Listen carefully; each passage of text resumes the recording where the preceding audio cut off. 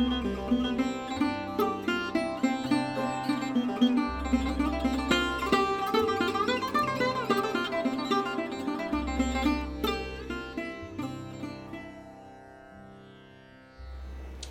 and welcome everyone to this interview with this very talented sarod player, young Prithwidev Bhattacharya, who it is my privilege to know, whose music has absolutely floored me.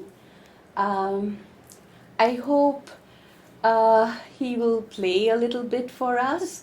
And the focus of today's interview is actually his playing of Rabindranath Shonge, because Prithwidev is a trained classical sarod player. He started training from the age of 10, and he is a student of Pushpen Dey, who was a disciple of Buddhadev Dasgupta, and eventually he went on to study with Pandit Tejendra Narayan Mazumdar. But there was something very historical or historic in his background, in the sense that Shiraz Ali Khan, Ali Akbar Khan Sahib's grandson, was his classmate at Patho Bhavan. And this friendship with the great maestro's grandson enabled Prithwidev to get an admittance into Ali Akbar Khan's household, and let me ask him what it was like. Prithwidev? Oh, what it was like? It was just like another day in school, and then coming back from school with Shiraz sometimes, and then going up to his house, which I didn't understand the gravity of where I am entering through those doors when I was entering for the first time. However, later on, they used to go to Myhar, to their original house, for a few days every year, and so that's what they did. And I actually tagged along with their family. That's wonderful. And which obviously, even then, I didn't understand the gravity of the situation of what I'm doing exactly, what I got myself into. Because it was so normal, because everything was so normal, because Shiraz's mother, she cooked for me, and she's like, how is it? Is it too hot? Is it too spicy? And it's absolutely normal. And Khan Sahib Dadu, as we used to, and everybody used to call him Baba, and so, we also called him. We didn't have an address like properly, sometimes Dadu, sometimes Baba, like that. So His father Alauddin Khan was also called Baba Alauddin Khan. Of course, but none of that was very important there, and it's very normal. Everything is very. I was also sitting in that room where they used to practice back in time. Now I understand where I was sitting, but back then it was just another trip to Madhya Pradesh. That was it. Okay. Well, the point of today's discussion, however, is not really his classical talim, without which, however, he could not have played Rabindranath Tagore at the level that he plays, the extremely nuanced and meticulous renderings of Rabindranath songs, where each swara brings out the beauty of the words that lie behind the swaras. So this exquisite combination of bhava and melody that one finds in his renderings of Rabindranath songs. So the point of today's interview is really his handling, his interest, his immersion in Rabindranath Tagore and the kinds of songs that he chooses. In this context, I would certainly like to mention that his mother, Shuchandra Bhattacharya, Dr. Shuchandra Bhattacharya, is a professor of Bangla at Maheshtola College, and she inducted Prithwidev fairly early into the magical world of Rabindranath's lyrics. And his father is wonderful artist by the name of Prithwidev Bhattacharya. So let me ask Prithwidev about his, let's say, dialogic interface with Rabindranath Tagore. Rabindranath Tagore, as we all grew up, we have been hearing since we just started hearing, I believe. And so I'll tell you how it goes for mother tongue, I believe, as well as all of us speak. We don't really know what we say in the beginning. Like, we used to have a couple of poetries or dramas, that a few dialogues perhaps, that I remembered by heart and had no clue what it means. So I could just recite it. So like Utpal Datta's play or something, I still can. Few of the things that we learn in childhood, we don't forget them, but later on we just learn to understand them. So were Rabindranath Tagore. So when I was singing, when I was going through those, I had no idea what they mean. I knew what it means. Eventually I started understanding what they mean in one level, in another, just like an unfolding of an onion. It just kept on doing that. Rabindranath Tagore is such to me, and so I have learned it in different layers, and every single day I sing that song. Suppose Meg Boleche Jabo Jabo, I'll find a new corner in that song, in that composition, every single time, and I'll come up with a different view, which if I go back to the first time, I probably knew nothing about it, but later on it started unfolding. That is how my household, or as I grew up with, as a Bengali, that's how I learned all the language, and Rabindranath is a part of that. Which is why I actually play Rabindranath Tagore on sarod, because it's a part of my childhood training of speech, of a language, of my Matribhasha's prime book that stays in my brain. And therefore, without going through it, how can I speak through this instrument? It's wonderful, Prithwidev. See, this is what struck me about this young man. When I first heard, the first song that I heard played by him, Rabindranath Tagore, was Aha Tomar Shonge, Praaner Khhela. The link was sent to me by my student Chinuk Boshu, who heard me sing it to my nati, to my grandson, to calm him down. And she said, "Ma'am, eta shunben." And when I heard it, I was really captivated. And I am a very trained listener, even though I say it myself. And what struck me was, yeah, of course the swaras are perfect. I mean, if a musician or a vocal artist can't produce the right swaras, then she or he better not try. Because this is my belief, that either you're an artist or you're not. And art is a very powerful calling.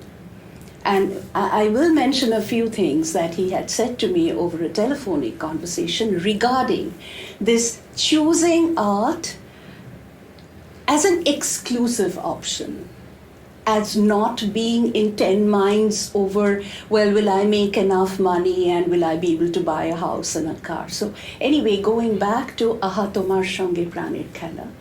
So what struck me was that there's a great deal of intense longing in that song, probably written around, I don't know, maybe 1914. I could be off regarding the date, but it's one of Rabindranath's mature love songs.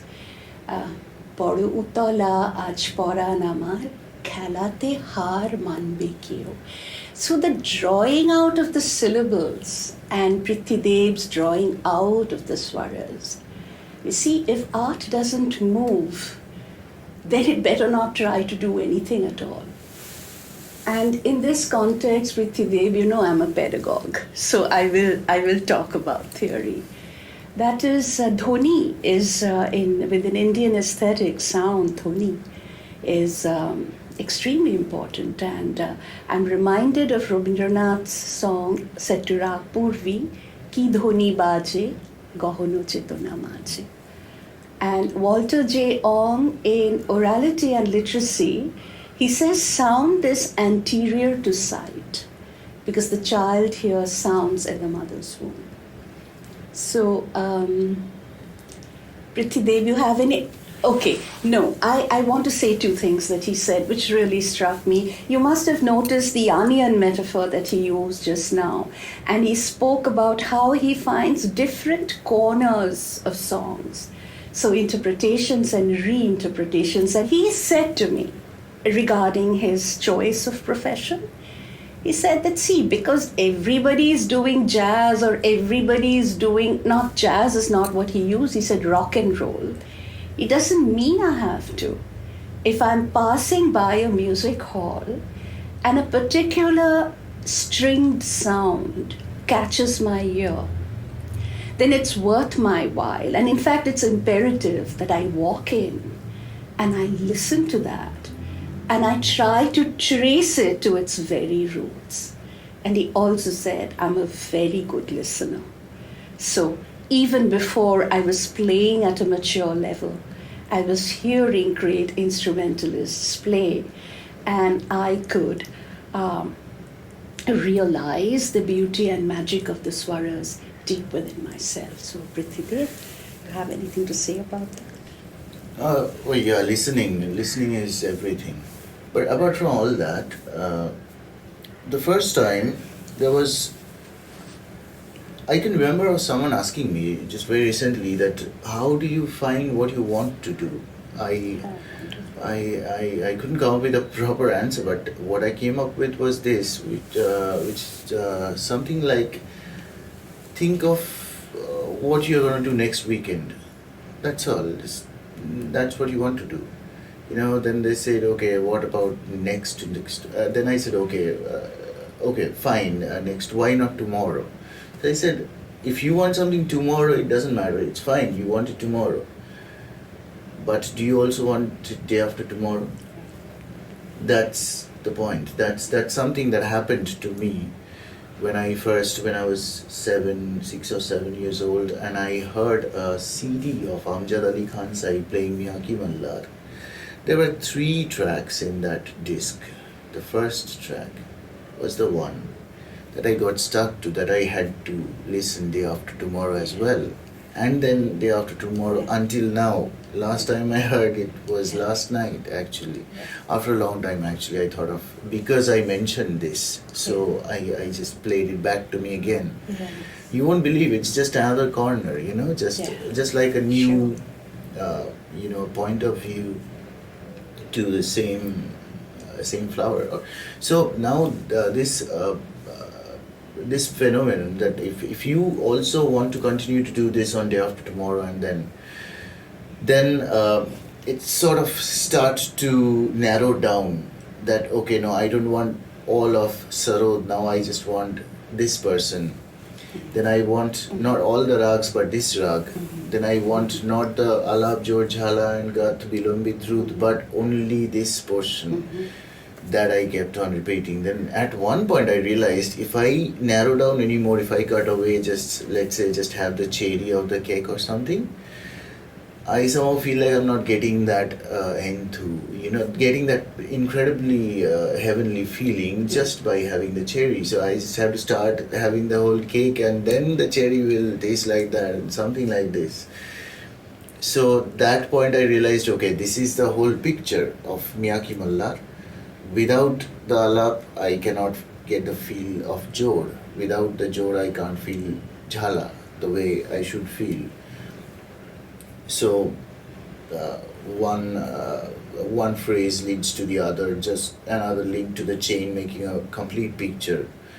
Something that I want to do tomorrow, something that I also want to do day after tomorrow. That's why I say he's so philosophical. I mean, not all artists are really this articulate. And in fact, what he's doing right now is highly interdisciplinary, because he's describing or explaining music through literary metaphors. And the there's something I wanted to say to you in this regard. Yeah, it's like dismantling the whole to kind of reconstruct it again, so that it's like you've reached the heart of, you know, whatever it is, the poem or the raga or the composition.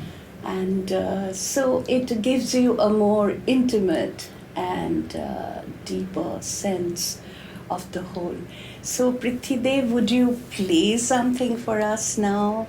Say Roope Tomai Bholabo na, that also, that's like an extraordinary rendition. Or Aha Tomar Shonge Praaner Khhela. Yeah, that'll be my pleasure. Okay, thank you.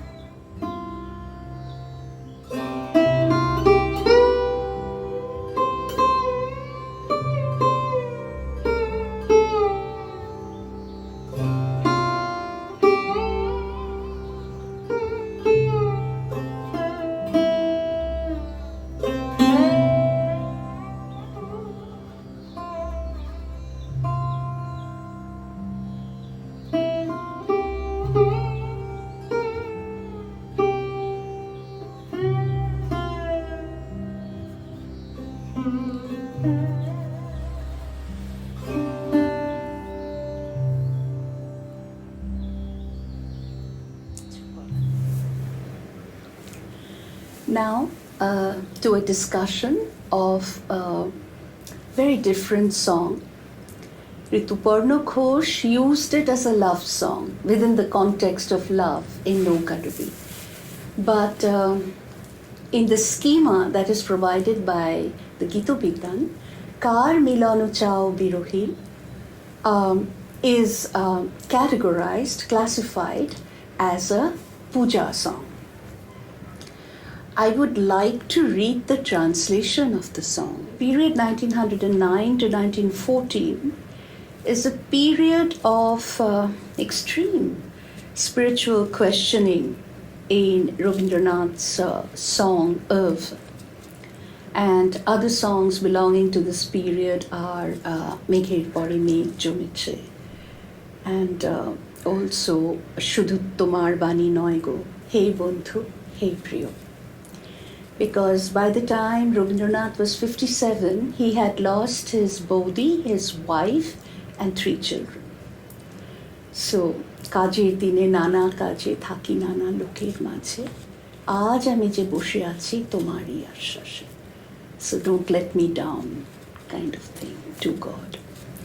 So Kaar Milano Chao Birohi belongs to this period.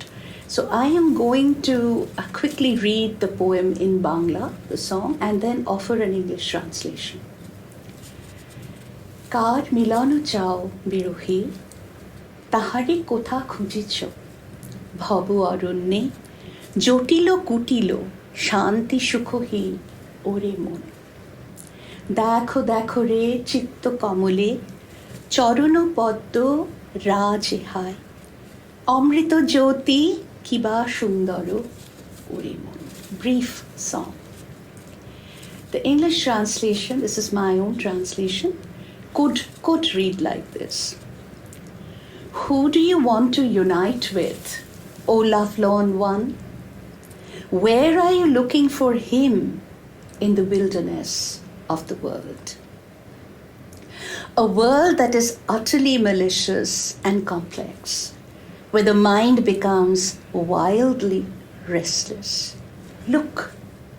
Look within the deepest recesses of your mind, and you will see his lotus feet, a divine effulgence of the utmost beauty, O mind.